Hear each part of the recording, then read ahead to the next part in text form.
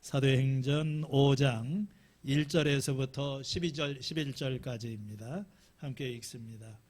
그런데 아나니아라는 사람이 그의 아내 삽비라와 함께 소유를 팔아서 그 값에 얼마를 따로 떼어 놓았는데 그의 아내도 이것을 알고 있었다. 그는 떼어놓고 난 나머지를 가져다가 사도들의 발 앞에 놓았다. 그때 베드로가 이렇게 말하였다. 아나니아는 들으시오. 어찌하여 그대의 마음이 사탄에게 홀려서 그대가 성령을 속이고 땅값의 얼마를 몰래 떼어놓았소. 그 땅은 팔리기 전에도 그대의 것이 아니었소. 또 팔린 뒤에도 그대의 마음대로 할 수 있었던 것이 아니었소. 그런데 어찌하여 이런 일을 할 마음을 먹었소. 그대는 사람을 속인 것이 아니라 하나님을 속인 것이요. 아나니아는 이 말을 듣고 그 자리에서 쓰러져서 숨졌다. 이 소문을 듣는 사람은 모두 크게 두려워하였다. 젊은이들이 일어나 그 시체를 싸서 메고 가서 장사를 지냈다. 3시간쯤 지나서 아나니아의 아내가 그동안에 일어난 일을 알지 못하고 들어왔다. 베드로가 그 여자에게 물었다. 그대들이 판 땅값이 이것뿐이요. 어디 말해보시오. 그 여자가 대답하였다. 예, 그것뿐입니다. 베드로가 그 여자에게 말하였다. 왜 그대들 내외는 서로 공모해서 주님의 영을 시험하려고 하였소. 보시오, 그대의 남편을 묻은 사람의 발이 망문에 다다랐으니 그들이 또 그대를 메고 나갈 것이요. 그러자 그 여자는 그 자리에서 베드로의 발 앞에 쓰러져서 숨졌다. 젊은이들이 들어와서 그 여자가 죽은 것을 보고서 메어다가 그 남편 곁에 묻었다. 온 교회와 이 사건을 듣는 사람들은 모두 크게 두려워하였다. 자리에 앉으시겠습니다.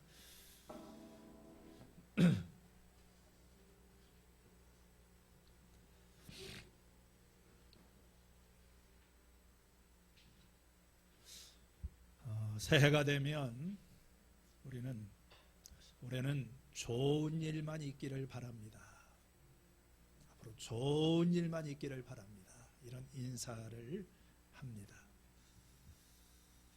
참 우리의 이 소망을 담은 그런 인사의 말이지만 우리의 현실의 삶은 그렇지 못합니다. 좋은 일만 있는 게 아니죠. 인생길에는 이 평탄한 길과 험한 길이 교차가 됩니다. 하나님의 위로가 느껴지는 때도 있지만 실망의 아픔을 느낄 때도 있습니다. 좋은 소식만 있는 것이 아니라 전화를 받을 때 참 나쁜 소식도 이렇게 들려옵니다. 우리의 인생길에 아까 우리가 찬양을 불렀지만 날마다 숨쉬는 순간마다 내 앞에 어려운 일을 본다. 참 얼마나 공감이 되는 말씀인지 모르겠어요. 숨쉬는 순간마다 어려움이 찾아옵니다. 우리 삶이라고 하는 것은 순풍과 폭풍이 뒤섞여 있는 그런 바다와도 같습니다. 이 사도행전 초반부에 나타난 이 교회의 모습은 마치 순풍에 돛을 단 배와 같다 이렇게 말할 수 있을 것입니다. 오순절날 성령의 강림을 통하여 이제 성령의 충만함을 받고 담대한 이 복음 선포를 통하여 첫 번째 교회가 탄생을 하게 됩니다. 하루아침에 이 수천 명의 사람들이 모여서 뜨거운 이 사랑의 공동체, 정말로 날마다 모이기를 힘쓰고 진정한 이 사랑의 나눔이 있고, 그리고 이 사도들의 이 손길을 통하여서 기적이 나타나는 그런 이 정말로 이상적인 그런 교회의 모습, 이 하나님의 은혜와 축복의 계절이 임하였던 것을 우리는 그동안 살펴보았습니다. 그런데 이제 사도행전 5장에 오면은 이 승승장구하던 교회에 갑자기 시련과 위기가 닥치게 됩니다. 존 스토트 목사님은 이 사도행전 4장 32절에서 6장 7절에 나오는 단락의 제목을 사탄의 반격이다, 이런 제목을 붙였습니다. 갓 태어난 교회, 막 성장하는 이 교회를 가로막고 무너뜨리려는 이 사탄의 계략, 이 사탄은 세 가지 방향으로 공격을 합니다. 첫 번째는 물리적인 폭력입니다. 사탄은 박해에 의해서 교회를 짓밟아 깨뜨리려고 합니다. 두 번째는 도덕적인 부패 또는 타협이라고 할 수 있습니다. 사탄은 아나니아와 삽비라 사건을 통해서 교회 내부에 악을 심어주고 죄를 심어주어서 이 그리스도인 공동체를 망가뜨리고자 합니다. 세 번째는 주의를 산만케 하는 것입니다. 사도행전 6장에 나오는 대로 사도들로 하여금 기도와 말씀에 집중하는 대신에 이 행정일이나 어떤 다른 일들에 몰두를 함으로 교회의 주의를 분산시키는 이러한 전략입니다. 오늘 본문에 나오는 말씀은 이 초대교회가 직면하였던 아마도 본격적인 의미에서의 첫 번째 위기였던 이 아나니아 삽비라 사건을 다루고 있습니다. 오늘 이 본문의 말씀은 그런데라고 하는 말로 시작을 합니다. 이것은 이 4장에 나오는 이야기와 서로 맞물려 있는 거지요. 앞에서 이 초대교회 사람들이 서로 재산을 공유하고 특별히 바나바라고 하는 사람이 자신의 소유를 팔아서 사도들의 발 앞에 두었다.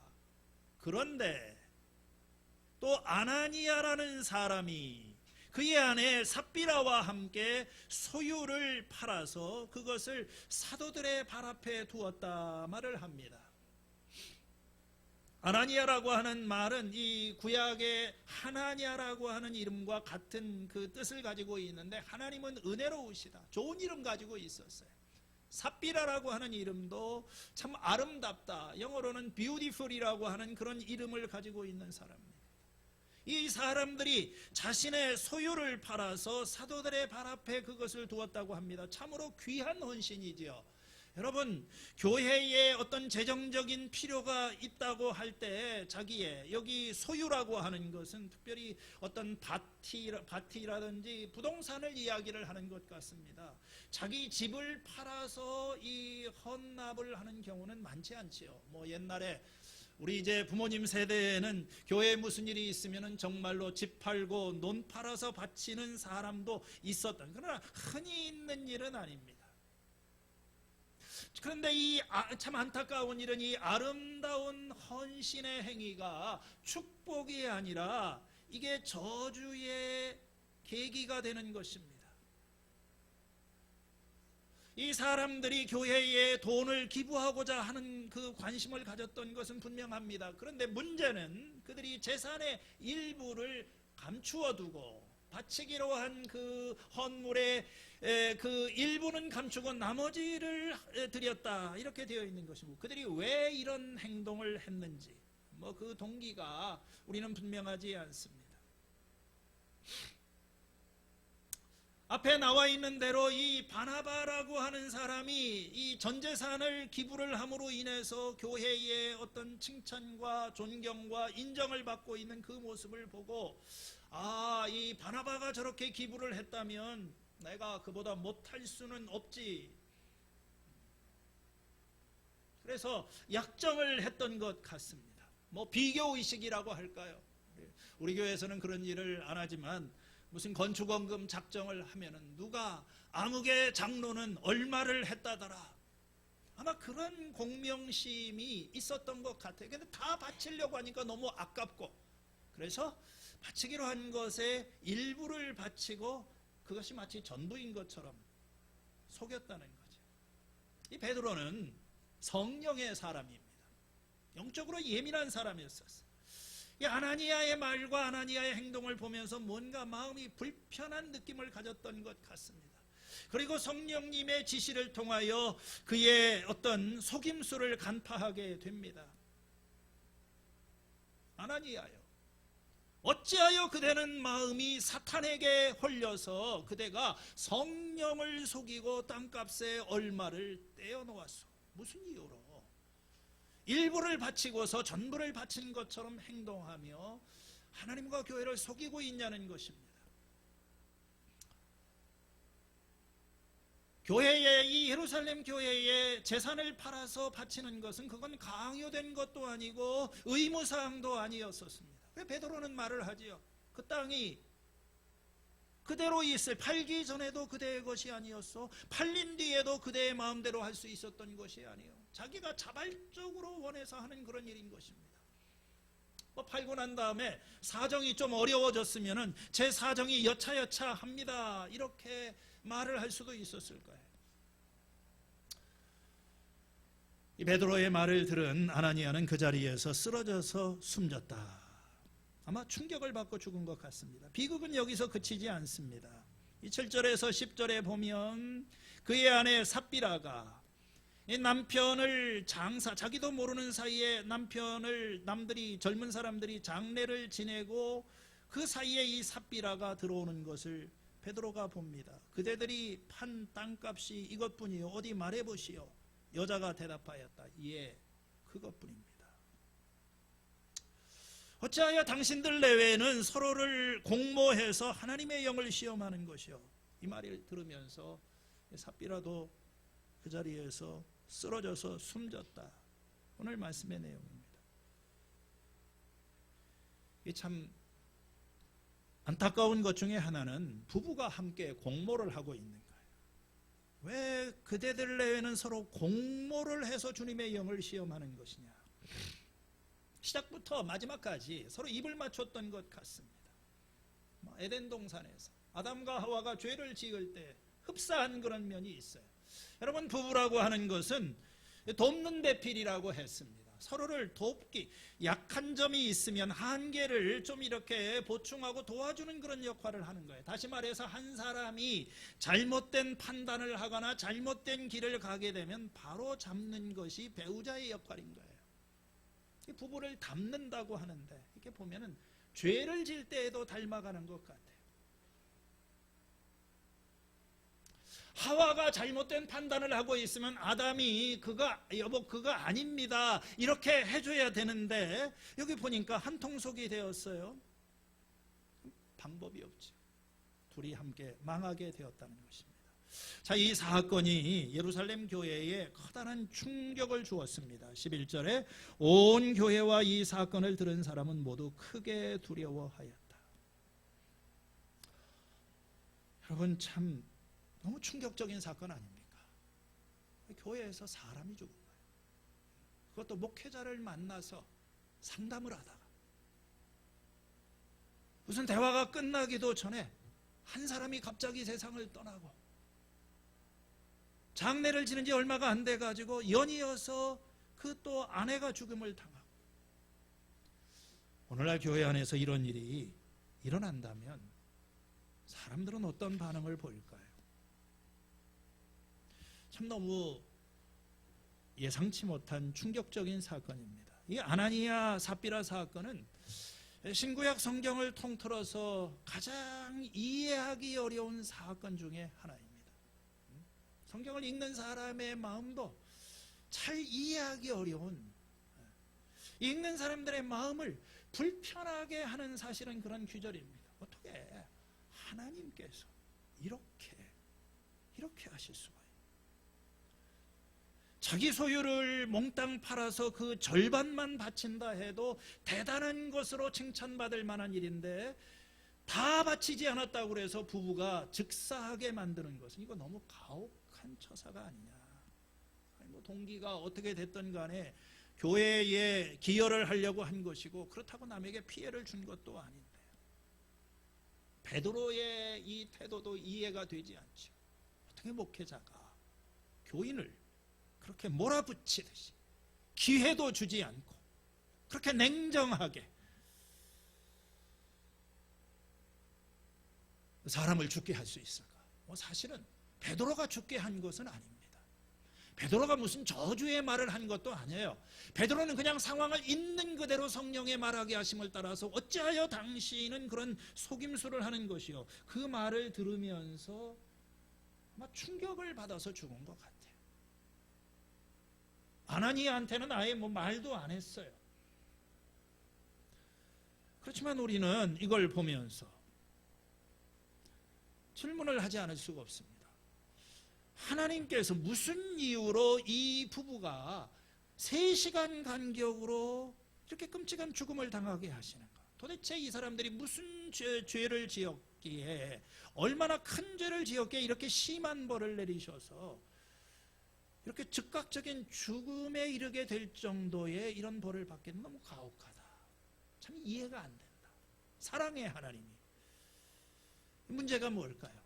뭐 이 사람들의 죄인데, 이 아나니아 삽비라의 죄가 뭡니까? 그걸 어떤 사람은 탐욕이라고, 이게 물질에 대한 욕심, 돈 욕심이 발목이 잡혔다. 그래서 바치려고 하다 보니까 결국 이 돈에 대한 욕심 때문에 이걸 착복을 한 거다. 그러나 여기서 핵심은, 성경이 지금 말하고 있는 핵심은 탐욕이 아니라 거짓입니다. 어찌하여 그대는 이 하나님을, 성령을 속인 것이냐, 하나님을 속인 것이냐.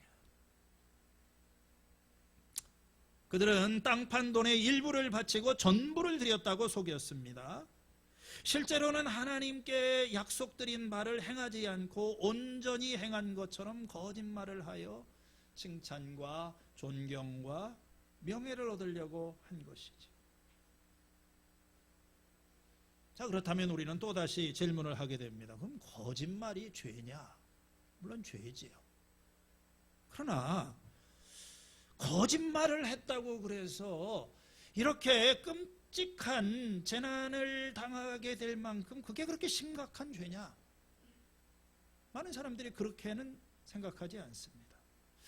우리나라 사람들은 특별히 거짓말에 대해서 좀 관대한 편입니다. 뭐 거짓말이 잘하는 건 아니지만 뭐 불가피하면 할 수도 있는 거지.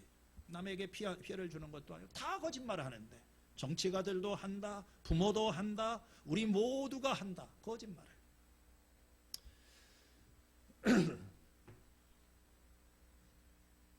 우리는 거짓말을 대수롭지 않게 생각하는 문화 속에서, 거짓을 밥 먹듯이 하는 그런 문화 속에 세상에 살고 있기 때문에 사실 내 마음이 좀 무디어져 있고 나 아무 생각 없이 거짓말하는 거예요. 아나니아 삽비라도 그랬던 것 같습니다.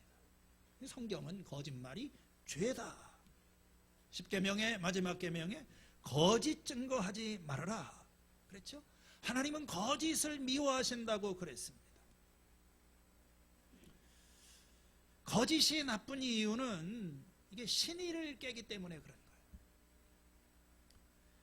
거짓말하게 되면은 믿음이 깨지는 겁니다. 믿음이 무너지게 되면은 관계도 깨지고 공동체도 무너지게 되는 거예요. 거짓말은 다른 사람에게 피해를 안겨다 주고 심지어는 목숨을 빼앗아가게 할 수도 있습니다. 이 거짓이라고 하는 것은 하나님은 거짓이 없으신 분이세요. 이 거짓은 사탄의 속성입니다. 그래서 성경은 사탄을 이 거짓의 아비다. 뱀이 에덴 동산에서 하와를 참 유혹하게 될 때 사용했던 것도 거짓말입니다.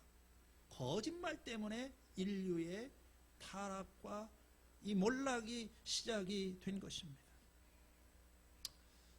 그렇지만 이 삽비라 아나니아의 죄는 좀 더 깊은, 문제는 더 깊은 곳에 있어요. 이건 단순한 거짓말이 아니라 여기 오늘 말씀의 3절에 있는 대로 그들의 마음이 사탄에게 홀려서 성령을 속인 것이다. 이 홀린다고 하는 말은요, 문자적으로는 가득하다, 충만하다.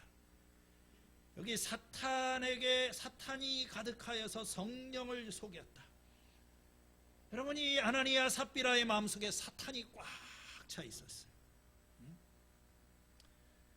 사도행전에 나오는 제자들의 특징은 성령 충만인데 이 사람들은 악령으로 충만하다. 이 악령으로 충만하다는 것은 그 마음과 생각과 감정과 행동을 이 사탄이 쫙 장악을 하고 지배를 하고 있었다는 거예요. 베드로는 아나니아의 거짓말이 사람을 향한 것이 아니라 거룩하신 하나님을 향한 것이라고 말합니다. 그대는 사람을 속인 것이 아니라 하나님을 속인 것이요. 9절 말씀에도 왜 그대들 내외는 서로 공모해서 주님의 영을 시험하려고 하는 것이요. 보통 거짓을 선택하는 사람들은 먼저 자기를 속입니다. 자기를 합리화해요. 자기가 하는 일에 정당성을 부여하고 그 다음에 이제 주변에 있는 사람들을 속이기 시작합니다. 그 다음에 하나님을 속이는 거예요. 스스로를 기만하고 다른 사람을 속이면서 이 아나니아는 이제 하나님도 그 거짓에 속아서 그 악행을 그저 지켜만 보실 것이다 하는 그런 계산에서 나온 행동인 것 같습니다. 이 아나니아의 문제는 하나님을 두려워하는 마음이 없었다는 것 같습니다. 예루살렘 교회는 성령의 공동체입니다. 성령님이 머무르시고 성령님이 다스리시는 그런 공동체, 하나님의 성전과 같은 곳입니다. 그런데요, 아나니아 삽비라는 교회를 다녔지 이 성령님의 현존을 믿었던 것 같지는 않아요. 그런 의식이 없었고 이들의 신앙은 굉장히 인간적입니다. 사람의 인정을 바라고 사람의 평가를 두려워하고 이 사람을 자꾸 남들이 어떻게 생각할, 그러다 보니까 거짓과 위선에 빠지게 된 거지요. 정말 하나님이 살아계시고 하나님께서 자기의 말과 행동을 지켜보신다고 믿었으면 절대 그렇게 하지는 않았을 거예요. 우리는 여기서 성령의 역사가 있는 곳에는 항상 사탄이 파고든다 하는 것을 잊지 말아야 합니다. 하나님의 교회가 성장하는 것을 절대로 두고 보고 있지 못하는 것이 사탄인 것입니다. 교인들의 믿음이 굳게 서는 것을 결코 묵과하지 않는 것이 사탄이라고 하는 것을 기억해야 되는 것입니다.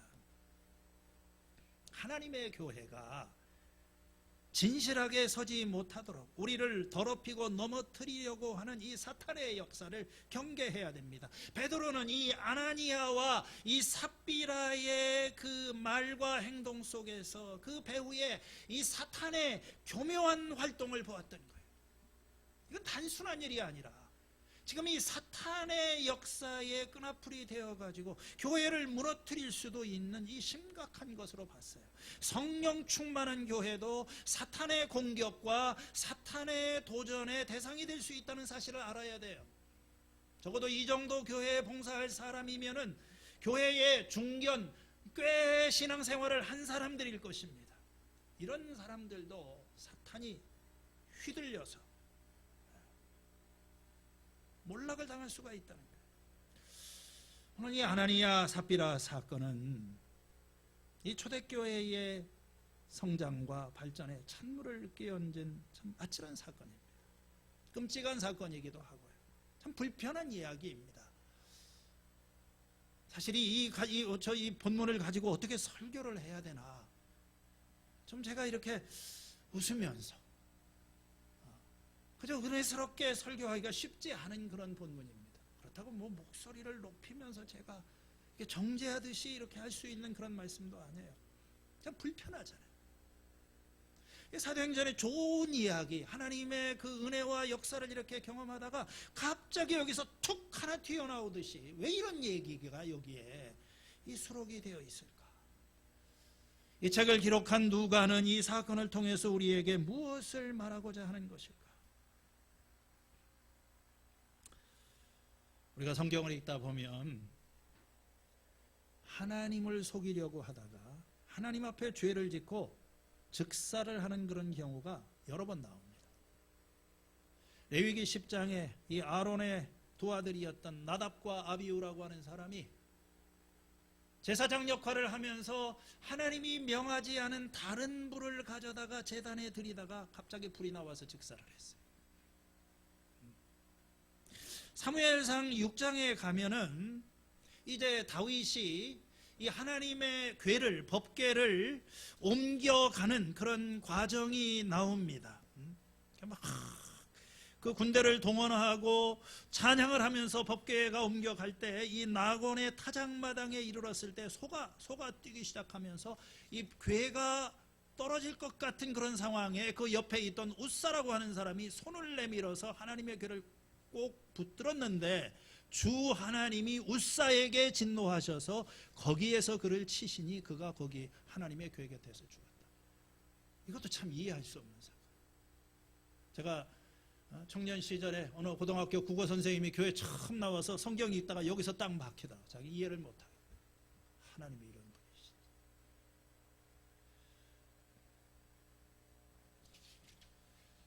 참 이런 이야기를 읽을 때 우리는 당황하고 불편함을 느끼고, 어떻게 보면 이건 당연한 일입니다.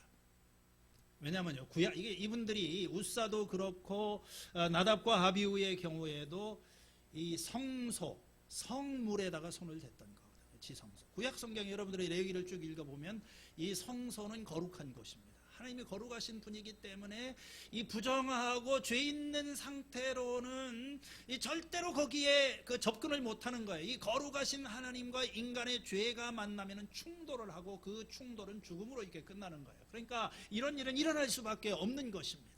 사실 우리가 살아있는 것 자체가, 이 교회라고 하는 것 자체가 하나님의 성전이고 성령이 거하시는 그런 자리인데, 이런 성령이 거하시는 자리에서 그냥 아무런 생각 없이 이 죄 가운데 있으면 그건 죽을 수 있는 거예요. 그렇죠? 안 죽고 있는 게 사실은 이상한 겁니다. 그래서 그렇지만 이제 우리는 뭐 참 하나님의 은혜로 다 살아있는 거죠. 이렇게 하나님 앞에 나와 있고 이 죄인의 모습으로 있는데도 우리는 살아있는 거예요. 한 가지 우리가 기억해야 될 것은 이 아나니아 삽비라 사건은 이게 초대교회의 민감한 시점에서 벌어진 독특한 사건이라고 하는 것입니다. 하나님께서 일하시는 통상적인 방법은 아닙니다. 이렇게 무슨 뭐 법궤를 만졌다고 또 뭐 죄 있는 상태로 뭐 이게 그런 것도 나오죠. 나중에 고린도전서 11장에 보면은 성찬식을 하게 될 때 자신을 돌아보지 않고 이 성찬의 떡을 받다가 일찍 죽은 사람들도 있다고 그랬어요. 참 그런 거 보면 우리가 하나님 앞에 설 때마다 조심을 해야 되는데, 사실 그런 거 한두 구절 빼놓고 나서는 초대교회에서는 다시는 이런 일이 기록이 되어 있지는 않습니다. 예외적인 어떤 독특한 상황에서 일어난 일인데요. 이 이야기와 가장 비슷한 것은 여호수아서에 나오는 아간의 범죄입니다. 여러분, 아간이라고 하는 사람을 알죠? 이스라엘 백성들이 가나안 땅을 점령해 가고 있을 때 여리고 성을 정복하고 그 다음에 아이성이라고 하는 곳을 향해서 나아가다가 예상치 못한 패배를 경험하게 됩니다. 아간의 범죄 때문에 그런 거예요. 하나님께서 금하신 그런 이 물건을 숨겨두었던 것이죠. 그래서 이 아간의 범죄와 아나니아 삽비라의 범죄가 굉장히 유사합니다. 어떤 하나님께서 명하신 것을 이렇게 탈취하고 도둑질을, 어떤 물질, 금품, 탐욕과 관련된 그런 면도 있고 속이고 있었고, 무엇보다도 이것은 어떤 구약의 이스라엘 나라와 신약의 교회가 각각 시작되는 시점에서 일어난 점이라고 하는 것에서 많은 공통점이 있는 거예요. 하나님의 백성들이 이 가나안을 향해서 승리의 행진을 계속하다가 아간의 사건 때문에 갑자기 공동체가 큰 시련에 직면하게 됩니다. 여기 지금 이 예루살렘 교회도 막 승승장구하고 하다가 아나니아와 삽비라의 그 사건 때문에 사실은 교회가 굉장히 위기에 처한 거예요.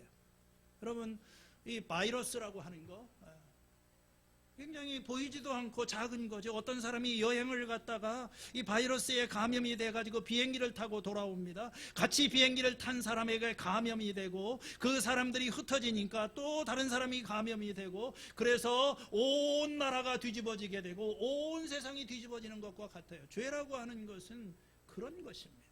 아담 한 사람의 죄로 인하여 온 세상에 죄가 들어왔다. 그러니까 이건 그냥 넘어갈 수 있는 이 사건이 아닌 것입니다. 지금 이 하나님의 거룩한 공동체가 세워지는 과정에 있어서 이 문제를 어떻게 처리하느냐에 따라서 교회의 미래가 달라질 수도 있는 것입니다. 아간의 죄가 이스라엘 백성의 발목을 잡은 것처럼 아나니아 삽비라의 죄가 교회를 무너뜨릴 가능성도 있었던 것이죠. 그래서 하나님께서는 이 특수한 상황에서 일벌백계의 의미를 가지고 이런 일이 임한 것 같아요. 그리고 이 비극적인 사건은 이 공동체 전체에 엄청난 두려움을 가져다 주었습니다. 이 소문을 듣는 사람이 크게 두려워하였다. 여러분이 우리는 이 이야기를 읽으면서 이러한 이야기 속에서 하나님에 대한 우리의 좀 새로운 이해를 하게 됩니다. 사랑의 하나님, 용서의 하나님, 내가 무슨 일을 하더라도 다 받아주시는 분, 하나님을 마치 마음씨 좋은 삼촌이나 고모처럼 생각을 합니다. 그러나 성경의 하나님은 거룩하신 하나님이시고 우리 사탄에게, 죄에 대해 죄악된 인간과 사탄에게 즉각적으로 응징하시는 하나님이세요. 하나님은 거룩한 불꽃입니다. 타오르는 화염입니다. 우리가 불에 가까이 가게 되면 데우게 되어 있는 거예요. 그런 어떤 경건한 의미에서의 그런 두려움, 이렇게 필요한 거죠. 어쨌든 간에 인간적인 관점에서 볼 때 아나니아 삽비라 사건 참 불행한 사건이에요. 우리가 이것은 재난이라고 이야기할 수밖에 없어요. 한 공동체 안에서 생활하던 사람, 불의의 사고로 갑자기 곁을 떠나가게 되는 시련이고 위기이고 고통스러운 경험. 우리는 지금 재난의 시대를 살고 있어요. 이번 주 또 그 지난 한 주 동안에 우리는 참 너무 가슴 아픈 소식들을 많이 듣습니다. 이태원 사고를 통해서 참 젊은 청년들이 한순간에 목숨을 잃어나가는 그런 비극의 현장을 우리가 보았고, 가까운 사람, 또 사랑하는 사람들, 이유를 알 수 없이 갑작스럽게 세상을 떠나는 그런 일들, 이게 다 재난입니다. 재난이라고 하는 것은 악과 고난의 또 다른 얼굴 표현이라고 볼 수 있어요. 이 세상에 악이 있는 것입니다. 이 악은 왜 존재하는 것인가? 이 악은 어디서부터 온 것인가? 우리가 경험하는 이 악한 일들을 도대체 어떻게 설명할 수 있을 것인가? 가난과 질병과 폭력과 차별과 그리고 죽음과, 이게 다 어떤 우리의 악의 문제인 것입니다. 우리 그리스도인들은 이 악이라고 하는 현실에 직면하게 될 때 우리는 고민하게 돼요. 왜냐하면 우리는 하나님을 믿기 때문에 그런 거예요. 하나님을 모르는 사람들에게는 이 그냥 세상은 악한 거다 하고 끝나겠지만, 우리는 선하신 하나님, 전능하신 하나님을 믿는 사람들입니다. 하나님께서 이 세상의 모든 것을 주관하신다고 믿는 사람들이에요. 그런데 악과 고통으로 가득한 이 세상에 살면서 우리가 어떻게 전능하고 선하신 하나님의 존재를 믿을 수 있을 것인가? 이게 서로 양립할 수 있는 것인가? 하나님이 선하시다면 우리를 이 고통 가운데 버려두지 않으실 거예요. 하나님이 만일 전능하시다고 하면은 이 아픔을 막으실 것입니다. 그런데 이런 문제가 일어나는 것은 하나님께서 무능하시든지 아니면 우리를 도울 생각이 없으시든지 딜레마죠. 하나님이 하시는 일을 우리가 다 이해할 수가 없어요. 왜 이 세상에서 어떤 때는 정말 많은 어떤 것은 죄가 있어서 죄의 값을 받는 사람도 있지만, 이 세상의 많은 일들은 사실은 죄와 관계없이 왜 착한 사람들에게도, 무죄한 사람에게도 이 고난이 일어나는가? 그것은 하나의 신비이고 우리가 하나님 나라에 가서 답을 얻을 수 있을 것입니다. 우리가 믿음으로 알고 있는 것은 하나님은 선하신 분이시고 우리에게 가장 좋은 것을 주시는 분이시고, 그렇기 때문에 가장 좋은 것을 가장 좋은 시간에 가장 좋은 방법으로 우리들에게 허락하실 것이다. 그리고 이 아픔도 고난도 나중에는 합력하여 선을 이루게 하실 것이다. 우리는 그 고백을 하면서 살아가는 것입니다. 오늘 이 아나니아 삽비라 사건, 우리가 재난이 닥칠 때 질문하지요. 인재냐 천재냐? 이게 사람의 잘못 때문에 생긴 것이냐 아니면은 다른 이유가 있는 것이냐?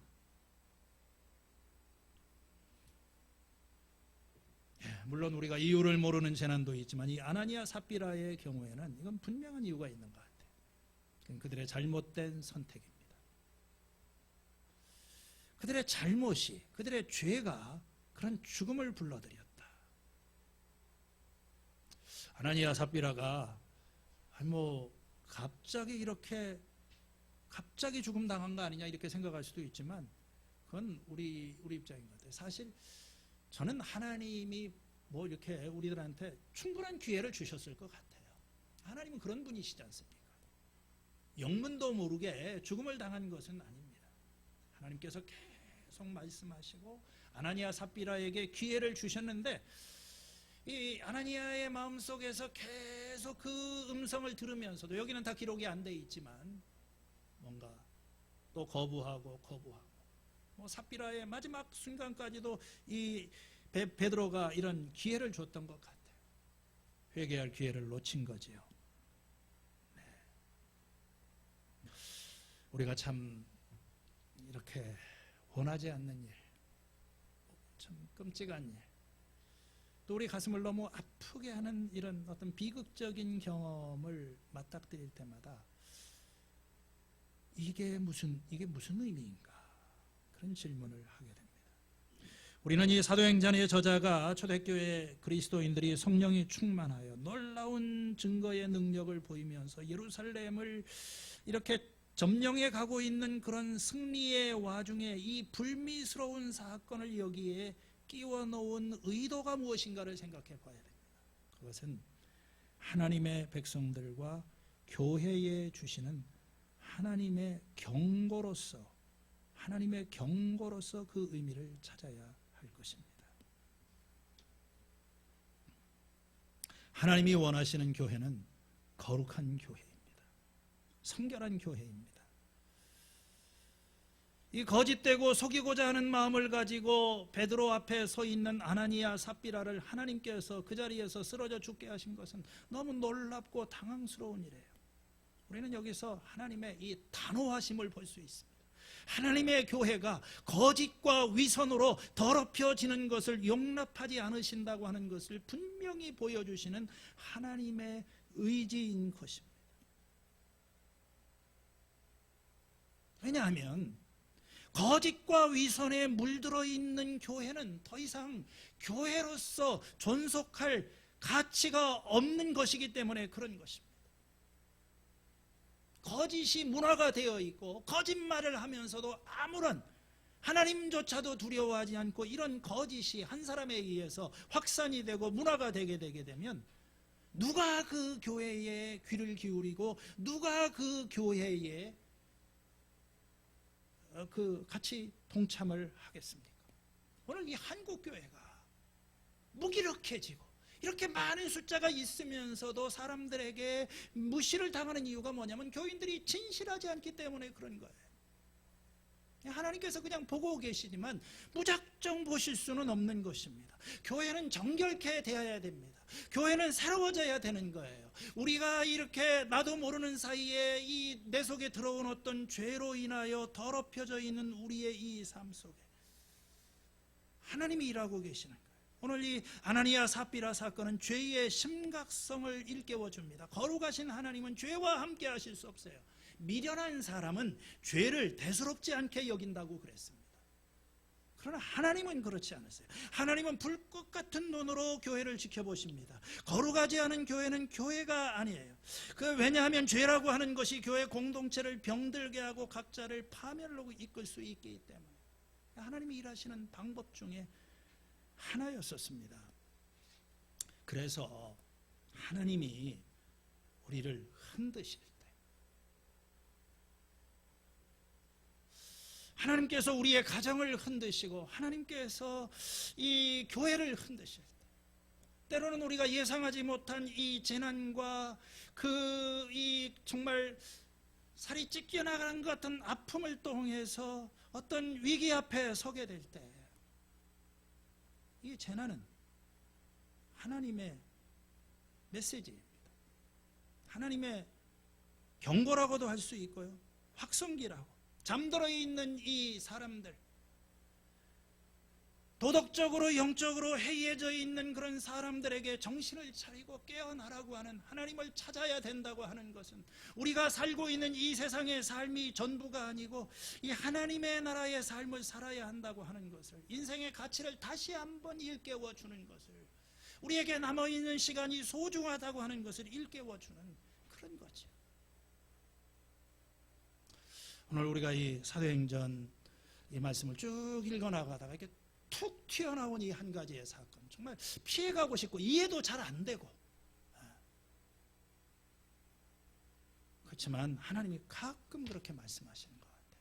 왜냐하면 우리를 사랑하시기 때문에, 우리를 흔드시는 것. 내가 실망을 겪고 사랑하는 사람을 떠나보내야 되고, 그 모든 것이 나의 죄 때문일 수도 있고 아닐 수도 있지만, 하나님은 이 사건을 통해서 교회를 일깨우시고 교회를 새롭게 하시고 교회를 변화시키는 것입니다. 누가복음 13장에